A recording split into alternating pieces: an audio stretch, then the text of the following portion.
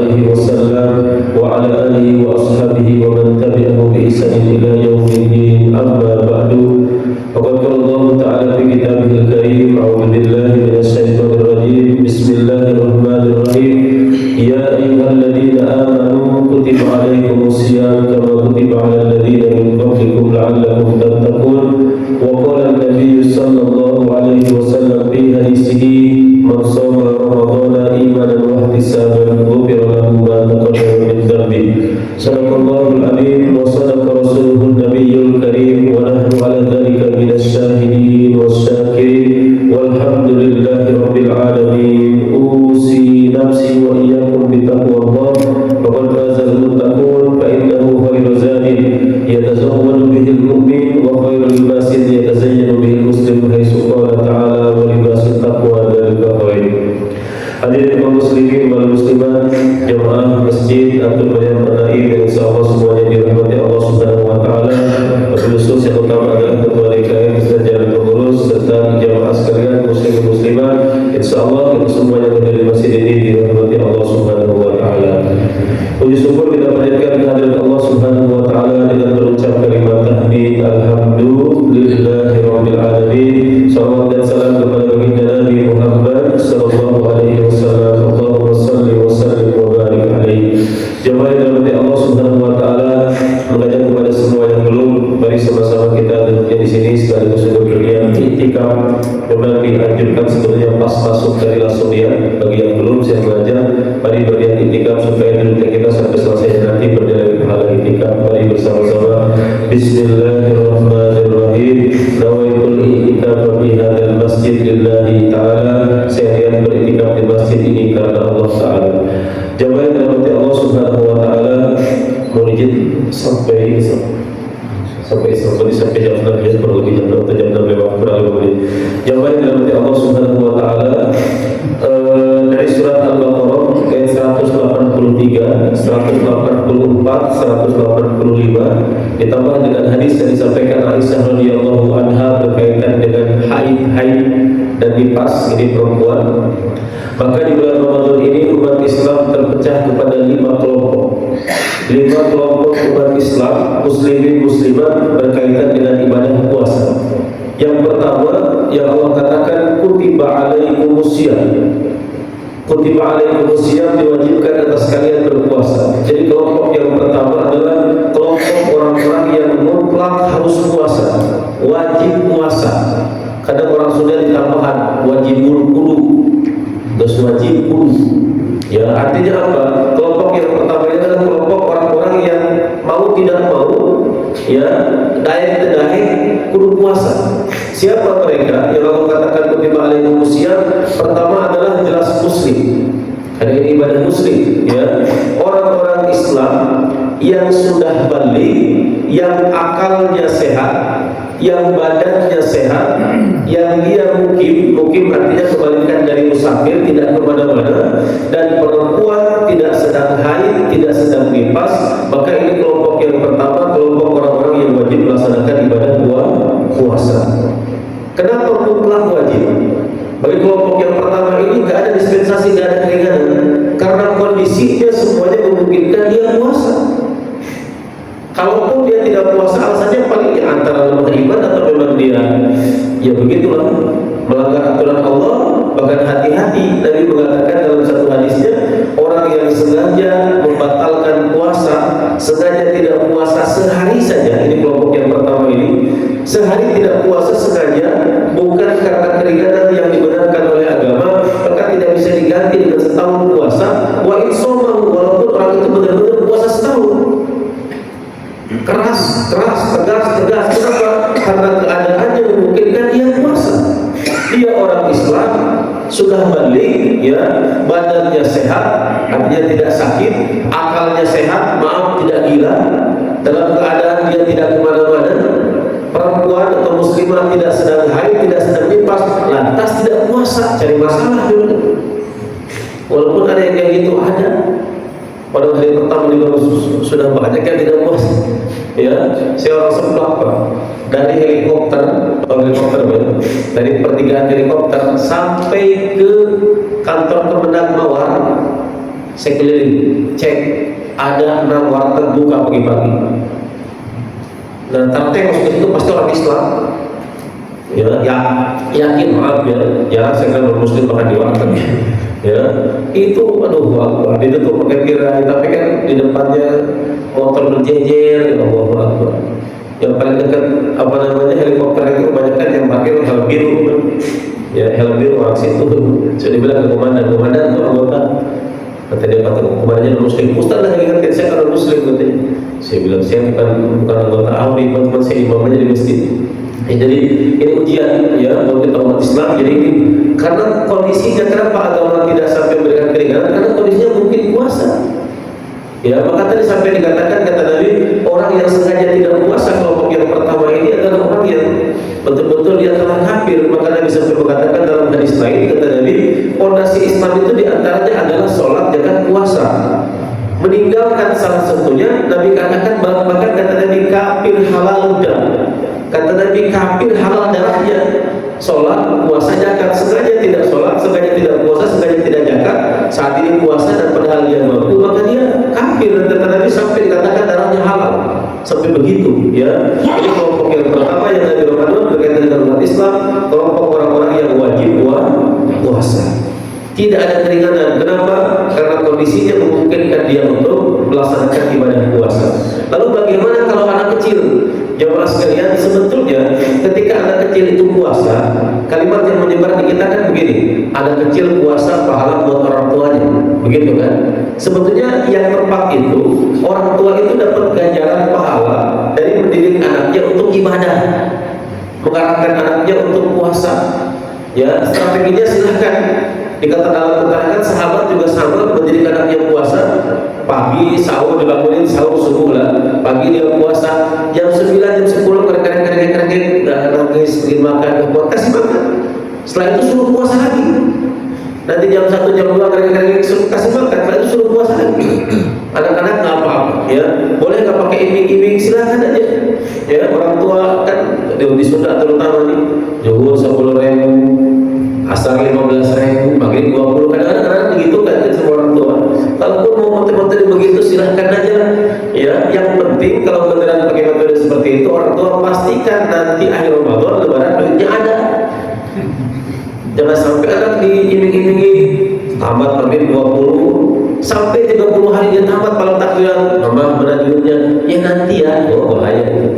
Ya, kalau mau begitu yang penting anak dididik ya. Dan anak-anak sekarang anak-anak hebat juga, ya. Anak-anak hebat ada yang belum SD itu sudah hatam, maksudnya sudah tamat sampai maghrib sudah bisa. Ya, tinggal mengarahkan dan orang tua dapat pahala dari mengarahkan anaknya untuk melaksanakan ibadah puasa. Ini kelompok yang pertama, kelompok orang-orang yang memang mutlak harus melaksanakan ibadah puasa karena kondisinya, keadaannya mereka memang mampu untuk melaksanakan ibadah puasa. Kelompok yang kedua, ini yang Allah katakan dalam Al-Quran, wa in kuntum marḍā aw 'alā safarin fa'iddatun min ayyamin ukhar. Kelompok yang kedua, ya, ini adalah kelompok orang-orang yang kalimatnya adalah rukhsah, diringankan, ya, diringankan oleh Allah Subhanahu wa taala, boleh dia membatalkan puasa. Ya, boleh membatalkan puasa, bahkan boleh tidak puasa tapi wajib qadha. Ini kelompok yang kedua. Kalimatnya bukan harus batal, bukan. Kalimatnya diringankan, boleh dia tidak puasa, kalaupun memang dia tidak mau puasa, tapi wajib qadha. Ya, ini orang-orang yang dapat keringanan. Siapa mereka? Allah katakan dalam Al-Quran, orang sakit. Orang sakit ya, atau dalam kondisi di perjalanan. Sakit yang bagaimana yang membolehkan orang tidak puasa? Dalam kitab Al-Mughni dikatakan sakit bagaimanapun, sampai dicontohkan di sini hatta min wajhil adros, sampai sakit gigi ya. Sakit gigi orang kalau mau batal puasa silakan aja. Maka dalam keterangan dikatakan di sini wa idza shawmal marid. Ini apabila orang sakit tetap puasa. Wa tahammal al-masyaqqah. Jadi orang sakit berpuasa, dia menahan sakitnya ya sampai maghrib, sahha shaumahu, sah puasanya, illa kecuali annahu yukrahu lahu dzalik, tapi makruh puasanya. Ya, kenapa ada keterangan yang mengatakan makruh dikarenakan apa? li'irabihi an-rukhsah allati yuhibbuha Allah. Jadi orang yang sakit diringankan oleh Allah kalau batal puasa silahkan. Tapi kalaupun orang sakit ini sakit gigi, misalkan dia bertahan mempertahankan sakitnya sampai dia maghrib, sah puasanya, cuma makruh kata Allah. Makruhnya apa? Karena dia istilah kata kayak semacam bertentangan dengan keringanan yang Allah berikan, yang Allah cintai. Ya, jadi upayakan jangan sampai sakit. Karena kalau sakit bertahan sakit sampai maghrib sah, cuma makruh puasanya. Maka itulah jemaah sekalian, kata Nabi, ista'inu bi ta'amis sahur ala qiyamid dahar. Ini terlebih yang masih kerja. Kata Nabi, mintalah pertolongan dengan makan sahur untuk aktivitas di siang hari. Orang yang masih kerja, apalagi kerjanya kerja berat, sahurlah, makanlah, minumlah. Memang sahur itu kan kadang-kadang malas ya. Pertama memang bukan kebiasaan kita bangun tidur makan. Ya, kedua ya memang sesuatu yang bernilai ibadah, bernilai pahala, apalagi ini membantu ya kekuatan puasa, pasti setan gak ganggu, hawa nafsu gak ganggu pasti. Saya misalnya tentu sahur puasa pasti gitu. Ya, pasti ada rasa-rasa malas. Kenapa? Hal-hal yang bernilai ibadah, ya apalagi ini keutamaan, pasti dibarengi rasa malas, pasti ada ya. Beda dengan hal-hal yang mubah, jauh HP, main HP, malas nah. Sebarang jam ke anteng gue, ya, coba baru datang main game sebarang jam ke penting tenang, ya. Tapi hal-hal yang bernilai ibadah pasti ada godaan. Ya, kenapa kata Nabi tadi sahur? Supaya siang hari kita tertolong. Karena tubuh kita kan jasmani rohani, apalagi masih kerja aktif, berangkat pagi pulang sore, sahur sengaja nggak makan, beliin ya, sah puasanya tadi, cuma makruh. Karena sebetulnya dari kalimat ini jelas agama itu mengharapkan kita puasa itu tidak sampai tersiksa, normal, produktif, biasa aktif. Jadi puasa itu lain alas, kalau siang-siang gitu ya, ala melilit, nahan lapar, itu ya tadi bisa terkena makruh ya, walaupun sah cuman makruh. Sebetulnya kondisinya sama seperti orang sholat nahan lapar, sah kan sholatnya? Sah, cuman makruh. Maka sering ada kalimat di kita, sholat dulu makan dulu. Pasti jawabannya jawaban bercandanya kan sholat nomor 2 kan makan dulu, pasti begitu kan ya. Ya memang kenapa? Karena mengarah kepada kehusuan sholat ya. Jadi ini kelompok yang pertama, kelompok orang-orang yang sakit ya, itu diringankan oleh Allah. Kalaupun mau batal puasa silahkan, tapi wajib qada ya. Ini kelompok orang-orang yang sakit. Yang kedua ya, orang-orang yang diringankan oleh Allah adalah orang-orang yang musafir. Ingat, musafir ya, itu perjalanan yang dibolehkan batal puasa itu adalah perjalanan yang dibolehkan juga sholatnya ada di jamak dan di kosong. Jadi perjalanan jauh, bukan perjalanan pendek, perjalanan yang dibolehkan jamak kosong. Di perjalanan itu pula dibolehkan yang namanya batal puasa. Ya, maka menurut Imam Hanafi, Imam Syafi'i, Imam Maliki berpendapat ya, orang yang musafir bagaimana? Kata tiga imam ini, selain Imam Ahmad bin Hanbal, mereka mengatakan bagi orang yang musafir asyamu afdal ya, afdal liman qawa alaihi. Jadi orang musafir kata Imam Hanafi, Maliki, Syafi'i, afdal dia puasa kalau dia kuat puasa. Tapi afdal juga dia tidak puasa kalau dia tidak kuat puasa. Ya, kembali kepada kemampuan masing-masing ya. Jadi bagi yang kuat puasa, afdalnya puasa aja. Tapi bagi yang musafir dia tidak kuat, ya batalin aja. Beda dengan Imam Ahmad bin Hanbal. Kata Imam Ahmad bin Hanbal, kalau sudah musafir, afdalnya batalin aja. Ini kata Imam Ahmad bin Hanbal. Ya, jadi saya tidak menyampaikan sudut pandang ormas nih. Karena kalau pada ormas ini begini ya. Lebih baik saya sampaikan menurut pandangan ulama fikih. Ya, kata madhab ini begini. Jadi Hanafi, Maliki, Syafi'i berpendapat afdal puasa bagi musafir kalau dia kuat. Ya, tapi afdal juga dia tidak puasa kalau dia tidak kuat. Sekalipun kata Imam Ahmad bin Hanbal, udah kalau udah musafir mah makan aja, minum aja. Nah, pendapat yang lain mengatakan di sini dikatakan Umar bin Abdul Aziz mengatakan kata Umar bin Abdul Aziz afdaluhuma aisaruhuma. Kata Umar bin Abdul Aziz, mana yang paling afdal di antara keduanya bagi musafir? Puasa tetap puasa apa dia tidak puasa? kata Umar bin Abdul Aziz, mana yang paling ringan buat dia? Beliau mengatakan, "Faman yasburu alaihi hina ini." Kalaupun bagi dia puasa ketika musafir itu ringan dan susah bagi dia berkodok puasanya nanti, maka ketika itu puasa buat dia afdol. Itu kata Umar bin Abdul Aziz. Ya, kalau musafir ini bisa musafir ini, walaupun saya nyupir justru malah enak, nyupir lagi puasa ini gak banyak gangguan. Beda dengan tidak puasa kan banyak gangguan, rokok lah, kopi lah, dikit-dikit berhenti lah, makan lah. Kalau sedang puasa kan berhenti paling sholat aja, jalan lagi. Jadi kata Imam Umar bin Abdul Aziz, mana yang paling ringan? Kalau ringan puasa dan kodoknya sulit, maka ketika itu lebih baik dia puasa. Ya, ini musafir. Jadi diringankan orang yang sakit, ya, orang yang bepergian diringankan oleh Allah. Boleh dia tidak puasa tapi wajib kodok. Nah, musafir bagaimana? Kalau keterangan fikih katakan di sini, jadi berangkat dia misalkan pagi. Jamaah sekalian, anjurannya itu makanya kalimatnya kan di Quran itu au ala safari. Kalimatnya itu atau di atas perjalanan, maka kalimatnya adalah berangkat misalkan habis subuh itu puasa dulu. Ada upaya tetap puasa. Di tengah perjalanan dia tidak kuat, ya silahkan batalkan. Jadi mau mudik habis subuh, keluar garasi rumah, pelenyun ngerokok. Kata tangganya, kok gak puasa? Musafir. Jangan dulu maksudnya, ya. Ada upaya dulu untuk berpuasa, ya. Di tengah perjalanan tidak kuat, maka silahkan batalkan puasa. Nah, ini keterangan lagi dalam fikih wa ma idza tawassau wa huwa muqim. Nah, sekarang kalau ada kejadian orang lihat puasa normal dan dia di hari itu tidak lihat kemana-mana, mukim lah, ya. Terus siang hari, daripada nunggu besok, sekarang aja jalannya. Habis zuhur tiba-tiba dia jalan. Itu keterangan dalam fikih di sini adalah faqad dhahaba al-jumhur ulama ada mujawazil fitri. Kata jumhur ulama enggak boleh buka puasa itu. Jadi tidak ada niat musafir, ya. Jadi pagi hari subuh dia sahur biasa. Sahur, kadang memang belum kemas-kemas juga. Niatnya besok, ya. Tapi tiba-tiba habis zuhur misalkan, ngapain dulu besok ya? Sekarang aja yuk. Mudah-mudahan belum macet. Misalkan habis zuhur tiba-tiba berangkat, kata jumhur ulama enggak boleh batalin puasa.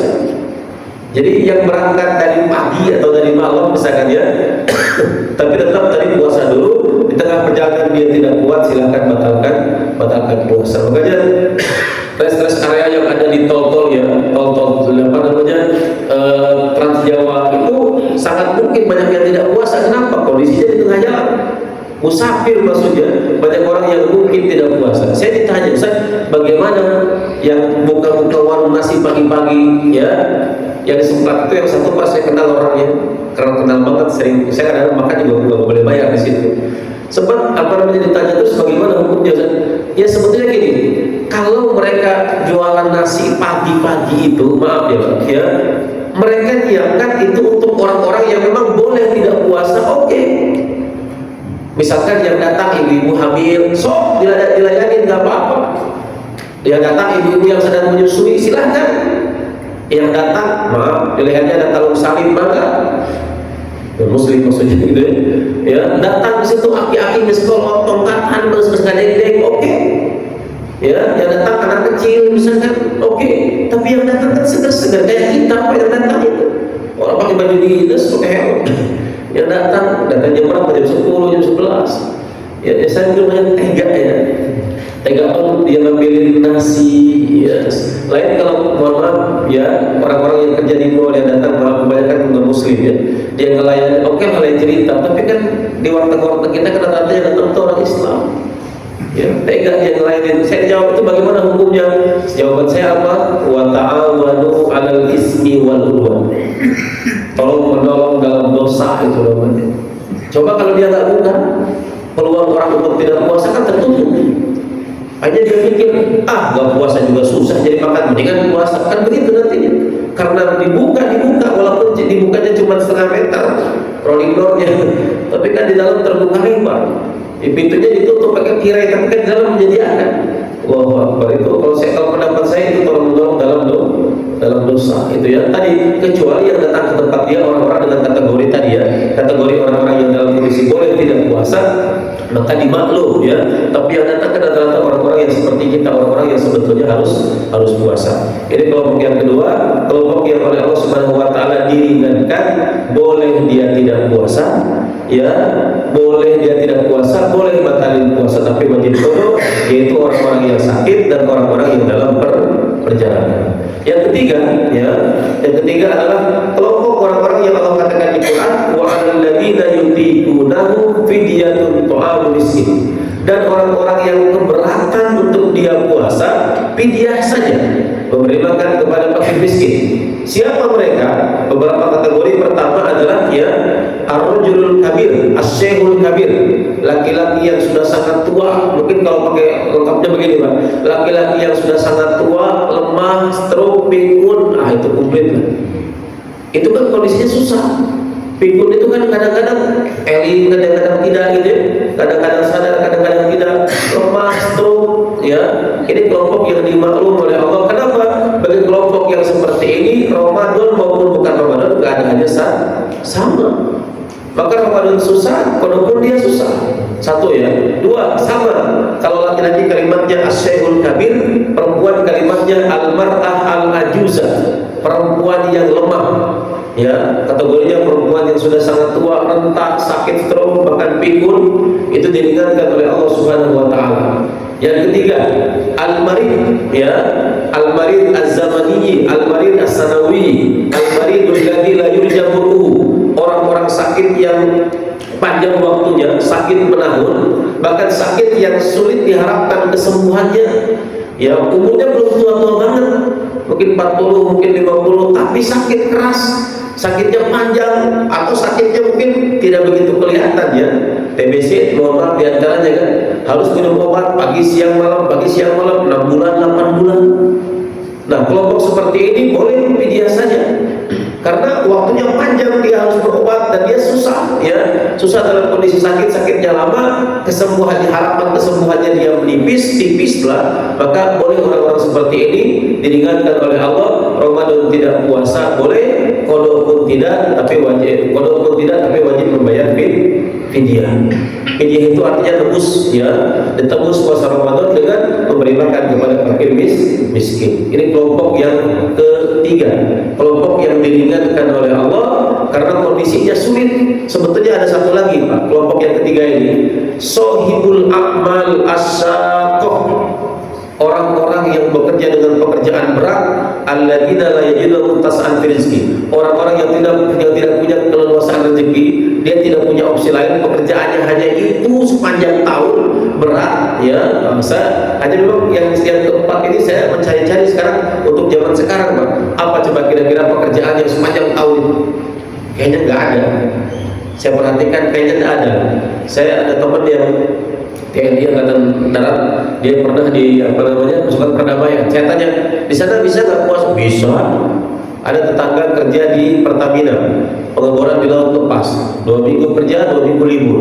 Berarti kan masih bisa dia puasa 2 minggu. Artinya yang sepanjang tahun, mungkin kalau zaman dulu kita contohkan kepada Romusa, Rodia, mungkin aja kalau itu. Cuman sekarang kan sudah tidak ada yang seperti itu. Artinya untuk saat ini pekerjaan apa sih yang sepanjang tahun berat? Kayaknya tidak ada insyaallah. Jadi sangat memungkinkan untuk puasa. Kalaupun di Ramadan dia bekerja berat ya, setelah Ramadan kan dia masih bisa qada. Saya punya kenalan hotel manajer di Kota Bogor, dia jujur sama saya, Ustaz, saya 3 tahun nggak puasa Ramadan. Kenapa Pak? Saya 3 tahun di kapal pesiar, pas Ramadan lagi. Kenapa? Allahu Akbar Ustaz. Kerja di sana itu 18 jam sehari di kapal pesiar. Memang duitnya gede itu, 18 jam sehari kata dia. Jujur dia sama saya, kadang puasa, kadang-kadang sholat juga susah. Istirahat hanya 6 jam, dipotong oleh cek-ceknya kadang-kadang cuma 4-5 jam katanya. Wah, kerja dan melayani sekian banyak orang, sampai dia bilang, aduh gak jelas makanan-makanan yang halal disikat, yang haram disikat. Maksudnya ya kan yang disuguhin tidak hanya muslim sih kan. Jadi makanan itu berbagai macam ya. Saya bilang kodok pas sekarang hanya di kodok sama dia. Bagaimana cara orang gampang Senin Kemis dia kodok puasa, dan dia kejar alhamdulillah 90 hari saya bilang. Karena 3 tahun 90 hari kodok ya. Ya, karena dia mengatakan begitu ya. Walaupun dia misalkan tadi ya, ketika Ramadan tidak bisa, tapi kan Ramadan dia masih bisa untuk mengkodok. Jadi kategori yang bekerja sepanjang tahun itu mungkin saat ini saya cari-cari sulit lah. Artinya memungkinkan pekerjaan apapun kita bisa puasa. Ini kelompok yang ketiga, diringankan oleh Allah, boleh tidak puasa tapi wajib kodok. Yang keempat ya, ini kelompok orang-orang yang puasanya batal, ya tidak boleh puasa, ya tapi wajib kodok. Siapa mereka? Ini bermula daripada perkataan Sayyidah Aisyah radhiyallahu anha. Kata Aisyah, qalat kunna nahidu ala ahdi Rasulullah sallallahu alaihi wasallam panu bi qada isam wa la bi qada isam. Kata Aisyah, di zaman Rasulullah sallallahu alaihi wasallam kami ini haid. Dan kami bertanya kepada Rasulullah, kata Rasulullah, kami disuruh mengkodok puasa, tapi kami tidak disuruh mengkodok sholat. Maka kelompok yang keempat ini adalah kelompok yang memang khusus buat perempuan yang haid, perempuan yang nifas, maka puasanya batal, tidak bisa puasa, tapi wajib kodok. Timbul pertanyaan, boleh nggak perempuan muslimah sebelum Ramadan dia datang ke medis? Dicedak supaya dia bisa Ramadan full sebulan, supaya tidak haid. Bisa begitu kan? Kalau untuk haji, kalau untuk umroh, mutlak ulama sepakat boleh, bukan boleh lagi, harus. Jadi perempuan yang masih haid, tiba-tiba ada panggilan dari Kemenang, ibu siap-siap, ibu berangkat haji, pasti ibu silakan ke dokter pasti nanya, ibu masih haid? Ya, ayo ibu ke medis, bagaimana caranya? 20 tahun, cuek-cuek kan? Berangkat ke Mekah, ihram wudhu tawaf lagi sa'i haid, gugurlah. Sudah, ya hati-hati. Jangan ikut-ikutan kalimat artis sering-sering mengilhami. Apa kata-katanya? Allah Maha tahu lah niat kita. Bukan begitu. Syarat rukun ditempuh dulu, ya. Syarat rukunnya ditempuh, ilmunya dipelajari, ya. Setelah itu baru tawakal. Tawakal itu kan setelah usaha. Tafwidul amri ilallah ba'dal juhdi wal kifahi wasa'yi, tawakal. Menyerahkan perkara kepada Allah setelah usaha, setelah upaya, setelah sungguh-sungguh, baru ujungnya tawakal. Ya jangan gampang-gampang mengatakan, ya yang penting Allah tahu, jangan begitu. Itu bahasa artis itu, ya. Jadi perempuan kalau untuk haji umroh perempuan mutlak. Tapi kalau untuk puasa saran saya lebih baik tidak usah. Ya, normal aja Bu. Jadi kalau misalkan haid ya sudah gitu aja. Dan kalau kejadian ibu-ibu haid jam 5 sore, jangan marah-marah. Allah yang mentakdirkan keluar jam 5 sore. Jangan pukul-pukul meja di dapur, ya Allah, udah lain tisu, cina haid. Ya, karena haid jam 5 kodoknya tetap sehari. Dan ibu-ibu punten yang masih halangan, yang mungkin juga nifas, ibu-ibu itu rata-rata paham, memahami berapa lama mereka haid, ya istilahnya aglabiyah, umumnya, golibnya, bahasa lainnya itu perempuan itu tahu berapa hari dia haid. Nah, di akhir-akhir masa haid, ini ilmu buat ibu-ibu, pengetahuan buat bapak juga. Ibu-ibu di akhir-akhir masa haid, Bu, proaktif, cek and recheck. Ya, ketika haid sudah tinggal sedikit gitu ya. Malam sebelum tidur itu cek, oh sudah berhenti. Kalau sudah berhenti dari haid malam sebelum tidur, perihal mau langsung mandi silahkan. Mandinya nanti pas sahur silahkan. Tapi yang penting ketika ibu selesai haid di malam hari, langsung tetapkan niat besok saya puasa. Karena puasa wajib dengan puasa sunnah di antara perbedaannya, puasa wajib itu harus menetapkan niat sebelum subuh. Ya, jadi kalaupun sebelum tidur dicek sudah berhenti, langsung tetapkan niat. Mau langsung mandi silahkan. Oh mandinya nanti aja pas sahur silahkan juga. Kalaupun kejadian malam sebelum tidur dicek udah berhenti terus niat saya besok puasa. Bangun-bangun kebablasan sudah ada subuh, sah nggak puasanya? Sah, mandi wajib, sholat subuh, puasa. Ini strategi buat ibu-ibu. Ini di akhir-akhir masa haid, Bu, ya. Jangan cuek. Oh ternyata dicek sebelum tidur masih haid, maka kesempatan kedua sahur cek lagi. Siapa tahu sebelum tidur masih haid, pas sahur dicek sudah berhenti. Kalau pas sebelum tidur masih haid, pas sahur dicek sudah berhenti, udah langsung niat. Kalau kejadian 15 menit sebelum adzan subuh, pilih mana, sahur atau mandi wajib? Sahur. Loh, kalau sahur dulu nanti pas mandi wajib sudah azan, nggak ada masalah. Sama, maaf, suami istri di malam hari Ramadan hubungan badan, nggak mau langsung mandi. Jadi jadi tanam, akhirnya subuh jadi mandi nanti itu. Ya, bangun kebablasan sudah ada subuh, sah nggak puasanya? Sah.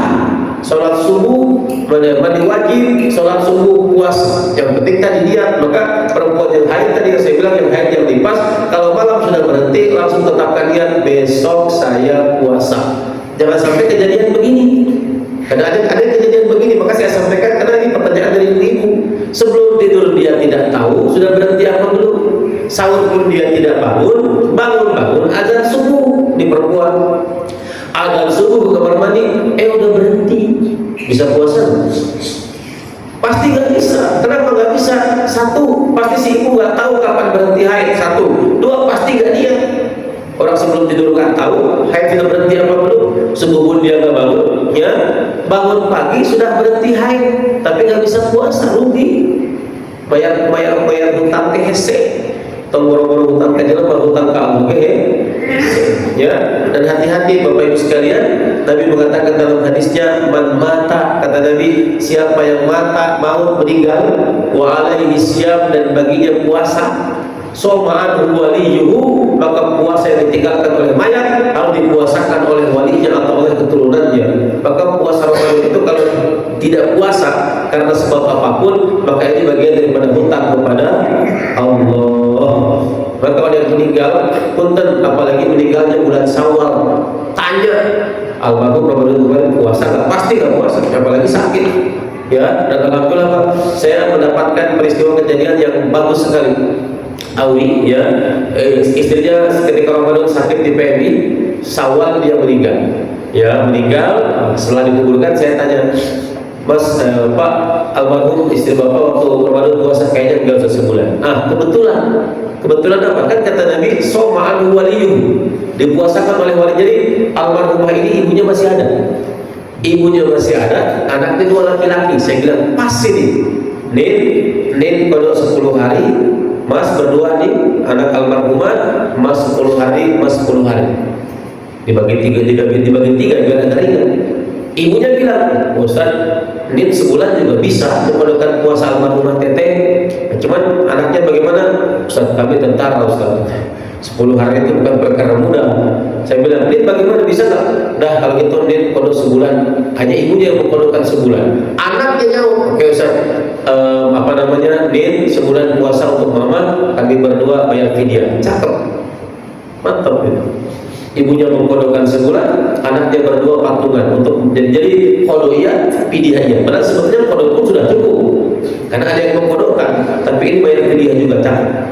Ya, maka kalau yang meninggal tanya, ya, almarhum atau almarhumah punya hutang puasa kan? Kalau ada silakan dibayar. Oleh kalimatnya dalam hadis itu adalah wali berarti orang tua. Ya, maka dikatakan ke atas boleh orang tua, ke bawah boleh, ke anak atas bawah. Nah, bagaimana kalau ke samping? Nah, pertanyaannya, boleh nggak hutang puasa suami di kodok istri? Kalau pendapat Imam Syafi'i boleh, asal ada wasiat. Istilahnya suaminya, mama, kalau bapak nanti nggak ada umur, mau bapak punya hutang puasa seminggu, nanti kodok maya. Kata Imam Syafi'i kalau ada wasiat boleh dikodok. Tapi kalau kata Imam Malik, ada wasiat, nggak ada wasiat, suami istri boleh saling berkodok puasa kalau salah satunya meninggal dan meninggalkan hutang puasa.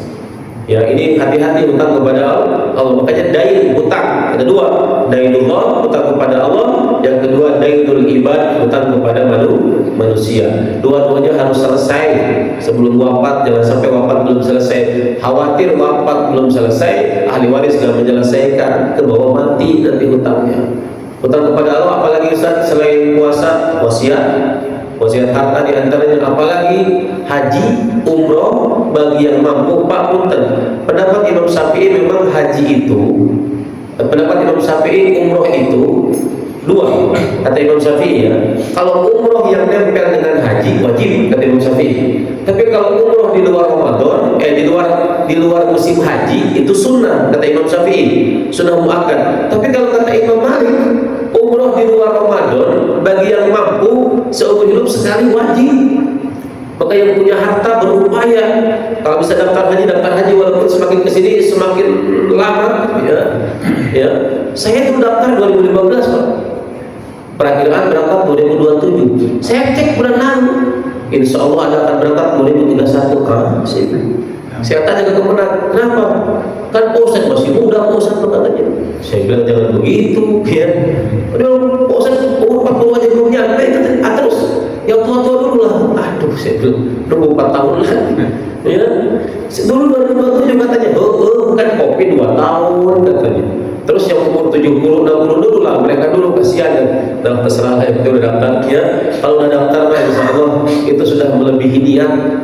Ya jangan bilang niat ayah Ustaz. Niat ayah tapi tidak terdaftar rumah ini. Kan ayat dalil tadi di usul fikih, ma la yatimul wajibu illa bihi fa huwa wajib. Ya, lil wasail hukmul maqam itu dalilnya. Cara kita berangkat itu daftar. Sekarang nggak daftar gimana berangkatnya? Ya, jadi yang punya harta ini jangan sampai wafat nanti ditagih, kan ada hadis Nabi. Siapa yang meninggal dunia dan dia belum haji, falyamun insa'an Yahudiyan atau Majusian atau Nasrani. Pilih mau meninggal seperti Yahudi, Nasrani atau Majusi. Resiko lomba duit. Yang gak punya duit, yang pas-pasan, yang biasa-biasa tidak akan dipaksa oleh Allah Subhanahu Wa Taala. Ini yang keempat. Yang kelima sekarang pembahasan khusus dengan perempuan lagi. Bagaimana perempuan yang sedang hamil, bagaimana perempuan yang sedang menyusui kalau tidak puasa.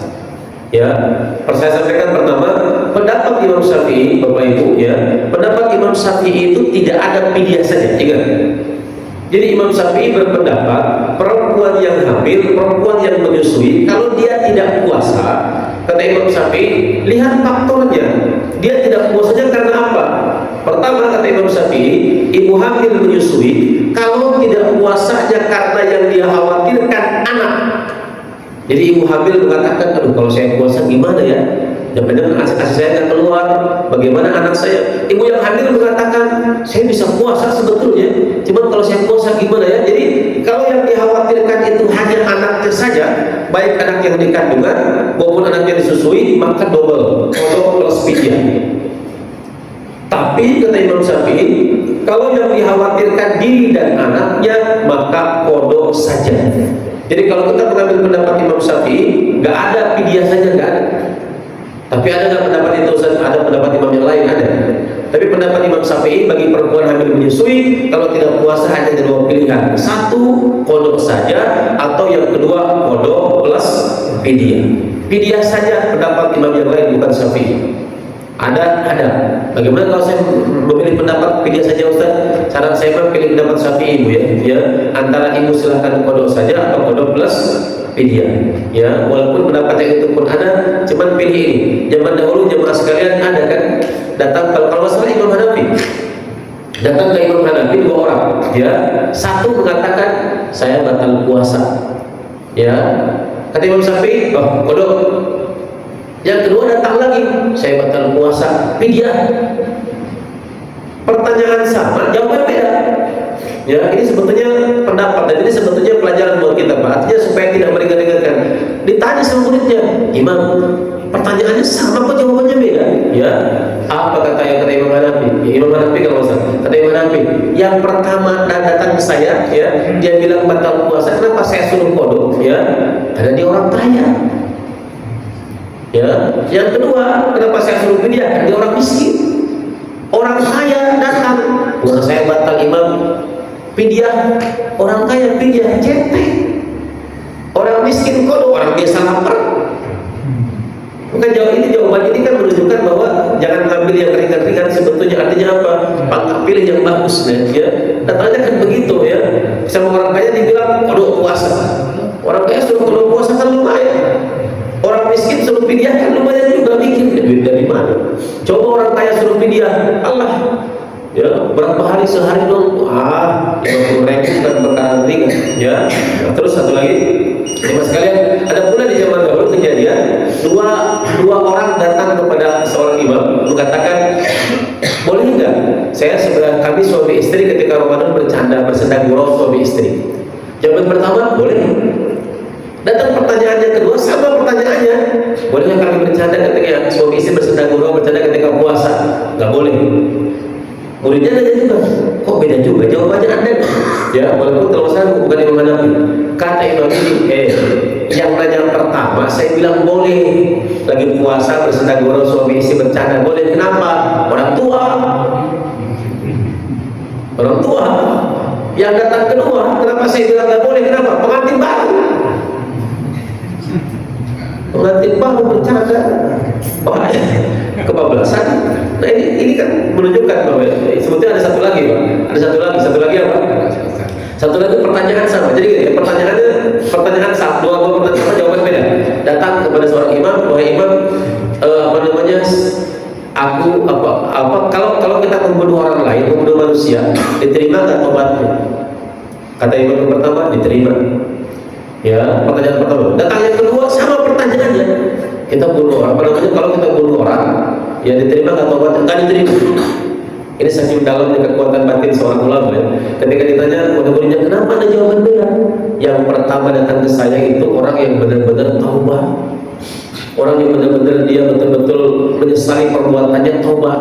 Sedangkan yang kedua yang nanya, kalau bunuh orang diterima nggak taubatnya? Saya bilang enggak. Kenapa? Karena dia mau bunuh orang. Kalau saya bilang yang pertama nggak bisa dia putus asa. Kalau yang kedua saya bilang bisa, jadi dia bunuh orang. Tapi kan tadi kedalaman batinnya seorang ulama tahu ini yang pertama ini udah betul-betul menyesali dosanya, mau bertobat. Yang kedua dia mau bunuh. Ya, kalau dibilang boleh diterima tobatnya, jadi dia bunuh. Ya, tapi inilah kelebihan daripada ulama wali Allah, tentu dapat petunjuk daripada Allah Subhanahu Wa Taala. Jemaah sekalian, saya kira dibatasi waktu. Boleh diteruskan sedikit. Kalau diteruskan ya, saya namakan jamaah sekalian. Pertama, ini strategi ya. Jadi mudah-mudahan kita mendapatkan banyak keutamaan. Pertama, sahur itu sunnah. Tapi kalau mau dapat dua sunnahnya, akhirkan sahurnya.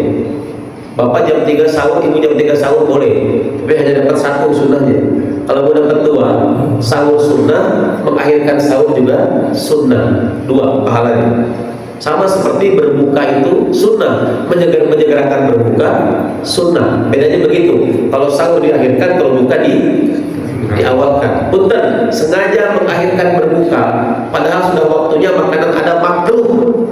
Kalau bahasa saya apa? Begawe aja loh. Udah azan, makanan minuman ada. Saya buka puasa nanti aja. Itu begawe, Pak. Enggak sebuah gawe, makruh. Hati-hati loh. Jangan sengaja. Hadis tentang menyegerakan berbuka itu banyak. Sampai kata Nabi, senantiasa umatku dalam kebaikan manakala mereka menyegerakan berbuka. Jadi sengaja hati-hati. Ini kadang-kadang permainan akal nih. Ustaz, saya kalau buka puasa dulu, Ustaz, gak nyaman mulutnya, Ustaz. Sholatnya gak khusyuk. Salah strategi. Dia buka puasa makanya apa? Makanya ikuti hadis Nabi, Pak. Saya berjuang dari hari pertama, alhamdulillah. Saya lihat pertama kata Nabi, kalau berbukalah dengan kurma. Bukan dengan yang manis, itu mah iklan teh botol. Kalau berbuka dengan yang manis, ya durian juga manis, teh botol juga manis. Tapi kalau mau dapat sunnah, yang pertama modal di mulut itu kurma. Saya wajibkan, walaupun itu sunnah, saya wajibkan kepada saya buka harus gigit kurma. Yang pertama, depan kita banyak makanan, tinggalkan kurma dulu supaya sunnah. Kalau kurma nggak ada, air kata Nabi, air putih, air bening. Itu sunnah. Coba sekarang buka puasa, makan kurma, air seteguk, ganggu mulut nggak?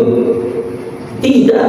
Masalahnya kan kenapa ganggu mulut yang dimakan? Digelosor sambal kacang pedas, nyelap tidak untung. Ya iya. Padahal menyegerakan berbuka itu tujuannya apa? Tujuannya membuat kita supaya khusyuk sholat. Karena salah strategi aja jadi salah. Terus gini Pak, ini kaidah fikih, kaidah usul fikih. Apa kaidahnya? Al aslu baqaun makana ala makana. Ini berlaku buat sahur dan buka. Apa kata ulama fikih? Asal itu tetap, bagaimanapun kejadiannya, bagaimanapun keadaannya begini. Kalau kejadian misalkan sahur Pak, bangun, kan ada iklan di TV ya. Bangun, jawab belum kumpul, aqua dulu. Nah, itu iklan aqua itu. Tapi kan ada kalimat jawab belum kumpul. Dulu kene cek orang Sunda begalutan kene. Lihat jam dikira 3:30. Padahal 4:30 apa jam 5:30 gitu. Makan sahur, makan minum, lagi makan lagi minum, terdengar musik Sallallahu Alaihi Muhammad. Itu bukan lagi komat itu. Ya, pertanyaannya sah nggak puasanya? Sah. Tadi dalilnya tadi al aslu baqaun makan ala makanan. Asalnya malam itu kan boleh makan, boleh minum kan? Nah itu dia, kalau kejadian begitu puasa sah. Yang di mulut keluarkan kumur-kumur puasa. Tapi kaidah ini, kaidah usul fikih ini berlaku juga buat maghrib. Hati-hati. Ya, hati-hati apa? Ketika salah buka puasa, padahal belum waktunya, hati-hati. Kaidah tadi berlaku. maka puasa batal wajib qada. Masalahnya kan patokan kita azan. Sebetulnya patokan buka puasa azan bukan. Kalau kembali ke fikih kan bukan. Terbenam matahari. Kalau awal puasa sahur azan, memang ada hadis Nabi. Kata Nabi, kulu wasrobu hatta tasma'a azan umi maktub. Itu ada hadisnya. Makan minum sampai terdengar suara azan subuh. Itu betul ada hadisnya. Tapi buka puasa sebetulnya bukan azan maghrib, cuma tapi terbenam matahari. Hanya susah kan terbenam matahari. Masing-masing nanti bisa punya klaim, udah terbenam matahari, belum, udah kan bingung nanti. Maka distartkan dengan azan. Masalahnya sekarang sumber azan dari mana-mana bisa keluar. Dari sekarang ada kan jam azan, HP azan, laptop azan, terdengar azan. Makan, lagi makan minum, itu azan di laptop. Hati-hati, kaidah tadi berlaku. Puasa batal wajib qada. Saya kan nggak tahu Ustaz. Allah maafin nggak apa-apa, tapi harus qada. Kaidah tadi berlaku. Al aslu baqul, kenapa? Asalnya siang boleh makan boleh minum nggak boleh. Maka untuk buka puasa hati-hati, jangan main singkat tadi. Pastikan sudah betul-betul waktunya berbuka. Kenapa? Salahnya bisa dimaafkan oleh Allah, tapi cara memaafkannya harus qada gitu. Karena asalnya siang tidak boleh makan, tidak boleh minum. Ya, jamaah sekalian, saya kira itulah tambahan ini. Saya sudah konfirmasi kepada Profesor Didin Ibnu Khaldun supaya lebih kuat. Ya, apa tindakan-tindakan medis yang batal puasa, yang tidak batal puasa? Tindakan medis yang tidak batal puasa. Satu, inhaler. Nah, inhaler itu nggak batal puasa. Tapi kalau bisa tinggalin lah. Maksudnya kalau misal bisa enggak ya nggak usah gitu. Tapi kalau terpaksa harus pakai silakan. Inhaler nggak batal puasa. Dua, endoskopi tidak batal puasa. Tiga, oksigen. Menghirup oksigen, ya oksigen yang dari hidung ya, itu tidak batal puasa.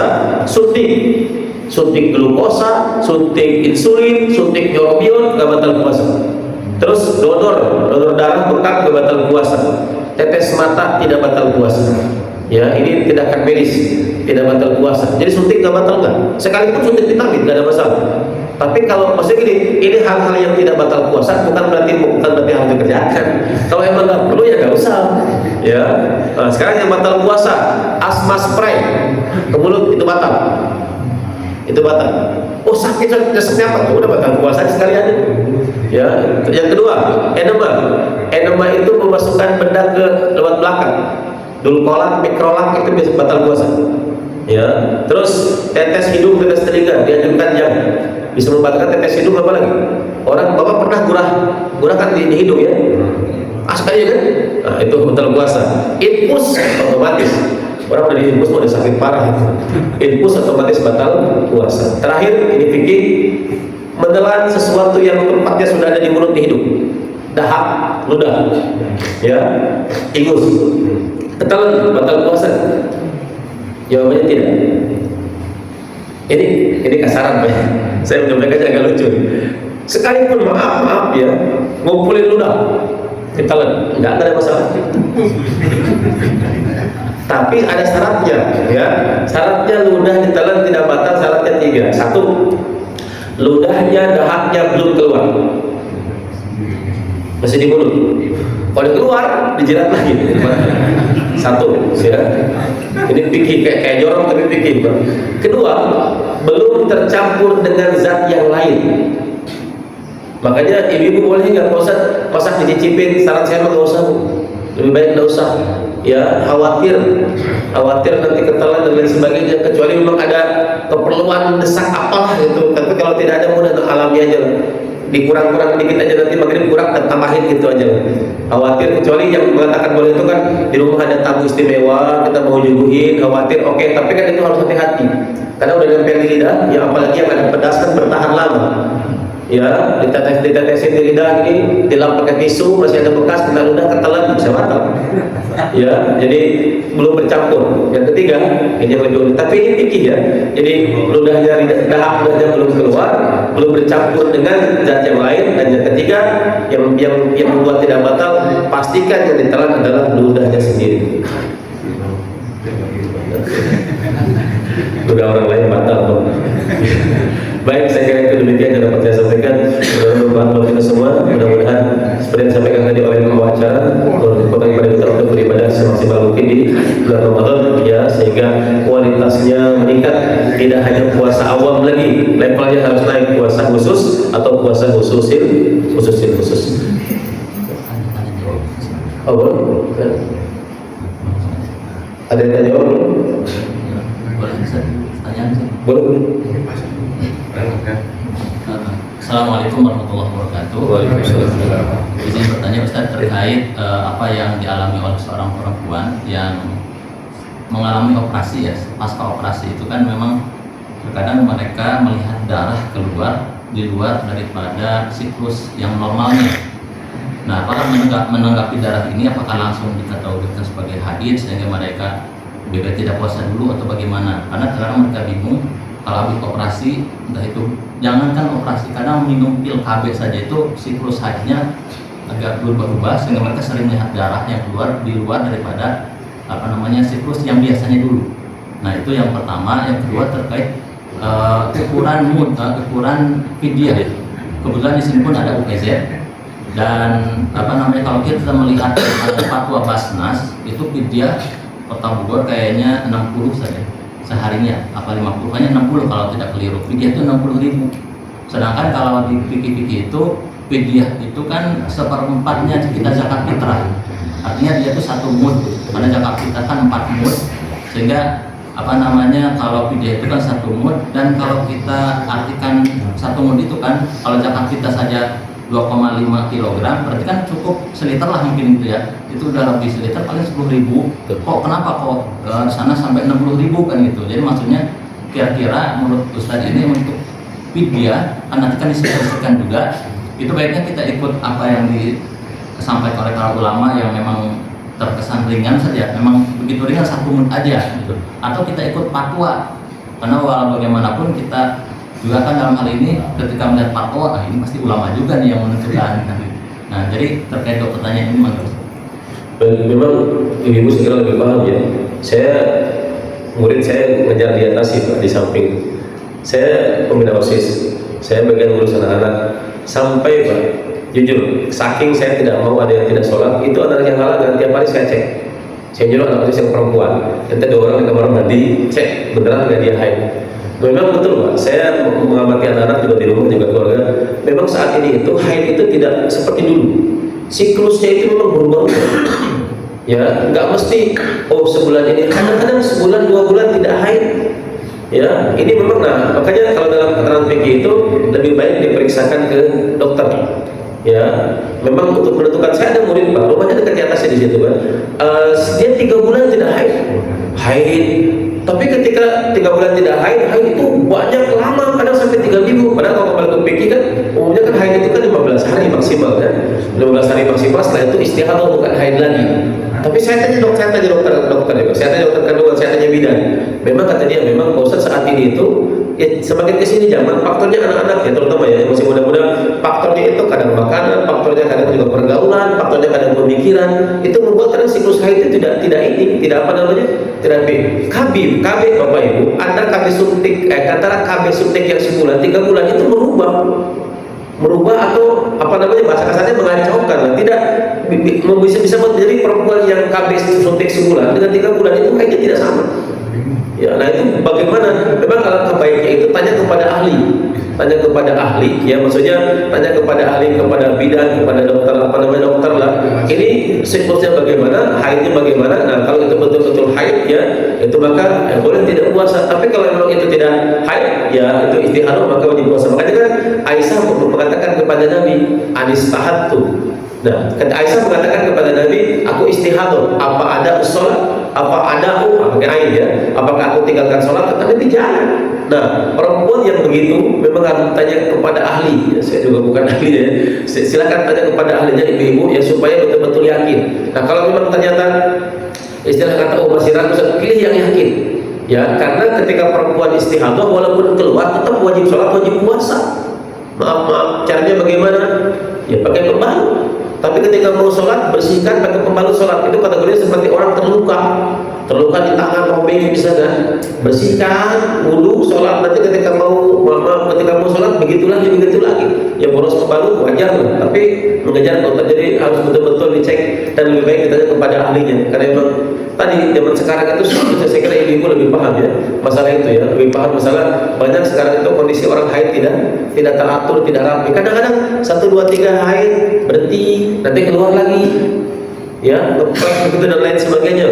Jadi mohon maaf, karena yang dipikir itu kan yang normal saja, paling sedikit sedikit tetes kata pikir gitu kan, maksimal 2 minggu 15 hari pikir kan begitu. Nah, cuma kan perkembangan zaman sekarang tadi beberapa kasus yang saya dapatkan juga memang begitu. Maka alangkah baiknya bapak para suami sebagai ayah juga daripada perempuan, maka kalaupun kejadian di mana begitu lebih baik tanya kepada ahlinya supaya menentukan ini haid atau bukan, atau mana pilihan yang paling baik. Kalau memang sudah betul-betul yakin, ya nanti masuk kepada taraf, bisa dikatakan taraf istihad. Ya, taraf istihad, oh ini bukan haid, bismillah kita puasa. Kalau sudah istihad berarti kan nanti kategorinya apa? Kalau benar dapat 2 pahala, kalau salah dapat 1 pahala. Kalaupun ternyata memang tidak puasa, ya tetap dihitung nanti wajib qada. Begitu saja. Nah, untuk fidyah, saya baca dalam kitab fikih sunnah itu, jadi afdol memang ya, kalimatnya itu afdol memang setara zakat fitrah. Walaupun yang ditentukan batas betul 60.000, itu memang di atas zakat fitrah. Zakat fitrah 45 kalau saya 45. Ya, saya cek di Bogor, saya cek di Tasik, sama memang. Ya, jadi zakat fitrah aja hanya 45. Ya, ini fidyah 60. Ya, padahal kategori zakat fitrah dengan fidyah sebetulnya kan sama-sama dalam konteks makanan gitu ya.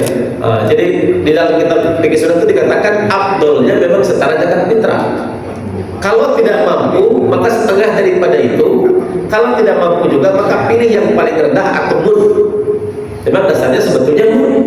Ya, jadi ada anjuran memang ikut yang paling tinggi. Kalau memang mampu, minimal setara zakat fitrah.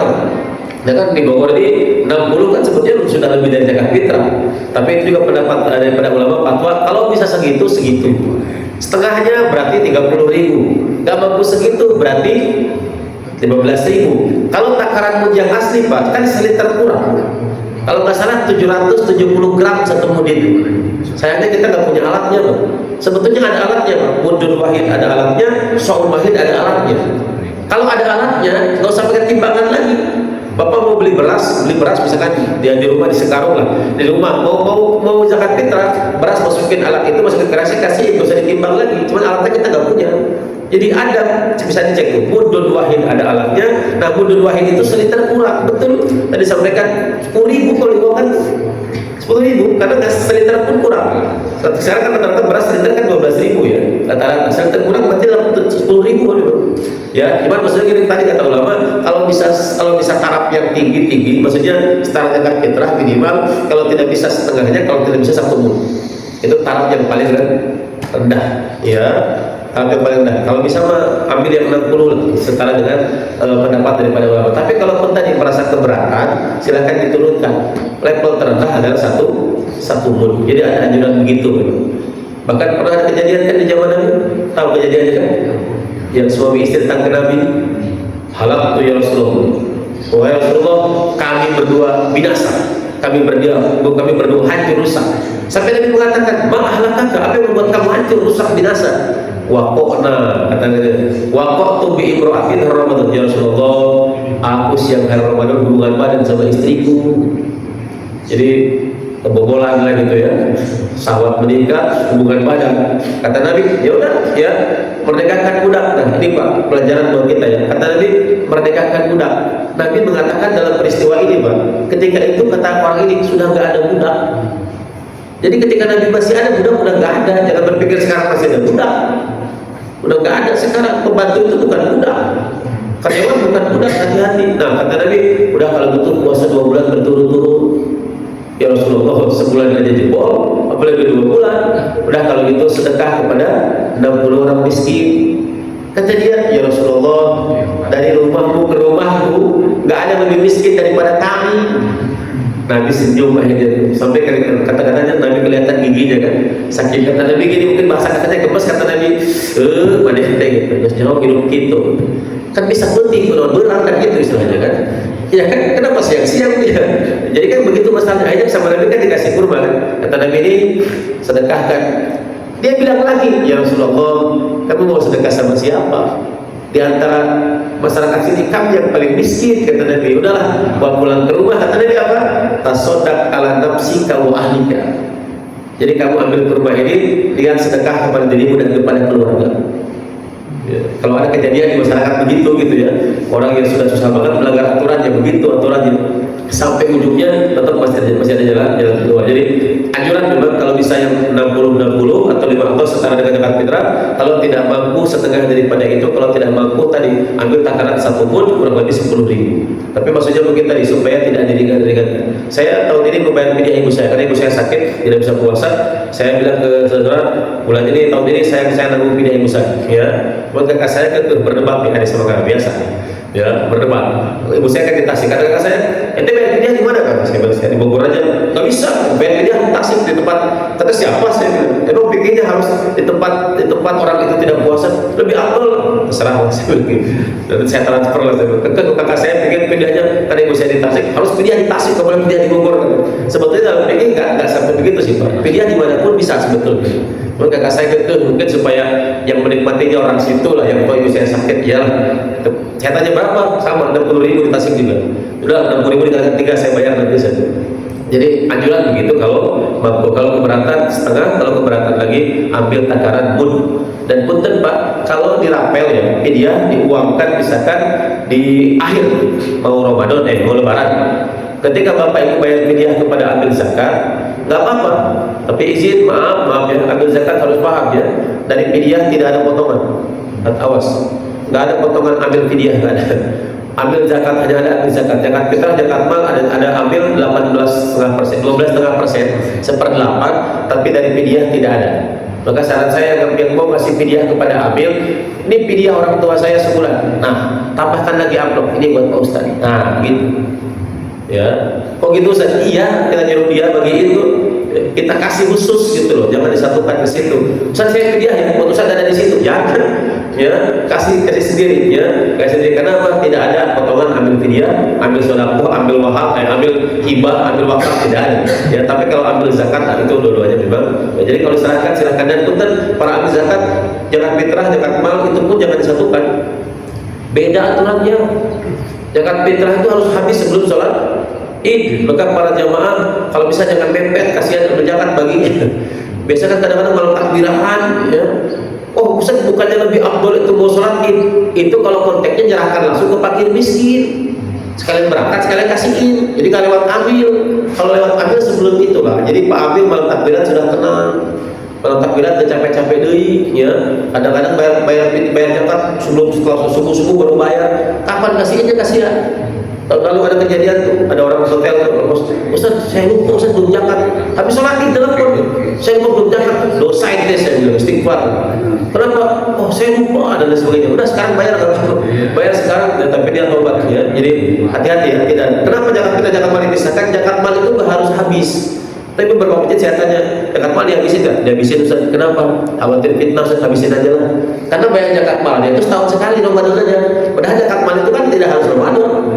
Yang dikelola oleh Basnas itu dikelola oleh dompet apa itu zakat mal, kebanyakan bukan zakat fitrah. Zakat fitrah makan sekali langsung bagi ya, terima bagi habis.